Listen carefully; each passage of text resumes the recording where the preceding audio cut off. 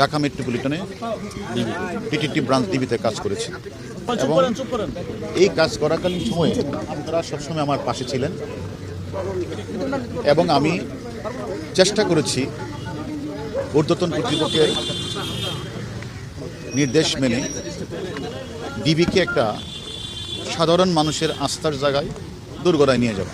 এবং আমি কিন্তু আমার এই চাকরির 3 বছর 3 মাসকালীন সময়ে আমি সাধারণ মানুষের কাছে ডিবিকে একটা আস্থার জায়গায় পরিণত করেছি। বাংলাদেশের প্রতিটি মানুষ তথা বিশ্বের মানুষ জানে যে কারো কোনো সমস্যা হলে ডিবিতে গেলে প্রবলেমটা সলভ হতে পারে।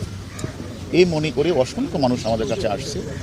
আমরা চেষ্টাও করেছি তাদের কাজটা সুন্দরভাবে করে দেওয়ার, যার কারণে সাধারণ মানুষ ডিবির নামটা জানে এবং আমি মনে করি আমি চেষ্টা করেছি ডিবিকে একটা আস্থার জায়গায় নিয়ে যেতে। এখন আমি মনে করি আমার ঊর্ধ্বতন কর্তৃপক্ষ আমাকে আস্থা এবং বিশ্বাস রেখে আরেকটি জায়গায় পদায়ন করেছে, বিস্তৃত পরিসরে কাজ করার সুযোগ প্রদান করেছে। আমি মনে করি সেই জায়গাতে গিয়েও যে কথাটা আমি আপনাদের সামনে প্রায় বলতাম, মানুষের শেষ ভরসার স্থলটা হচ্ছে থানা। থানা যেন মানুষকে সেবা দিতে পারে।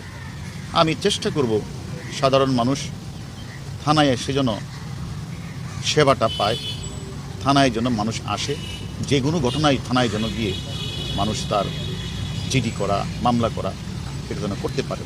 আমি চেষ্টা করব থানাকে সাধারণ মানুষের আস্থায় নিয়ে যেতে।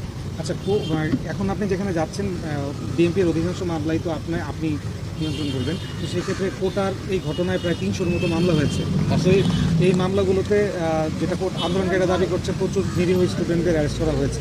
তো আপনার এটা কি থাকবে পর্যবেক্ষণটা? দেখেন, আমি এই ডিবিতে থাকাকালীন সময় অনেক গুরুত্বপূর্ণ মামলা, অনেক বড় বড় ঘটনা ডিবিতে ঘটেছে। মতিঝিলের টিপু মার্ডার থেকে শুরু করে ঝিনাইদহের কালীগঞ্জ এমপি আনার হত্যা মামলা সহ অসংখ্য খুনের ঘটনায় আমাদের ডিবিকে নিয়ে আমরা নির্ভুলভাবে তদন্ত করে সাক্ষ্য প্রমাণ নিয়ে আমরা মামলার ক্লু বের করেছি। কোনো নিরীহ লোককে কিন্তু আমরা অ্যারেস্ট করি নাই। আর প্রভাবশালী ব্যক্তি যত বড়ই হোক না কেন, সে যদি ঘটনার সাথে জড়িত হয় তাকে আমরা কিন্তু বাদ দেই নাই। তেমনিভাবে আমি মনে করি মামলা রুজু হয়েছে, যদি কেউ নির্দোষ থাকে, নির্দোষ প্রমাণী হয়, তাদেরকে হ্যারেস করা হবে না।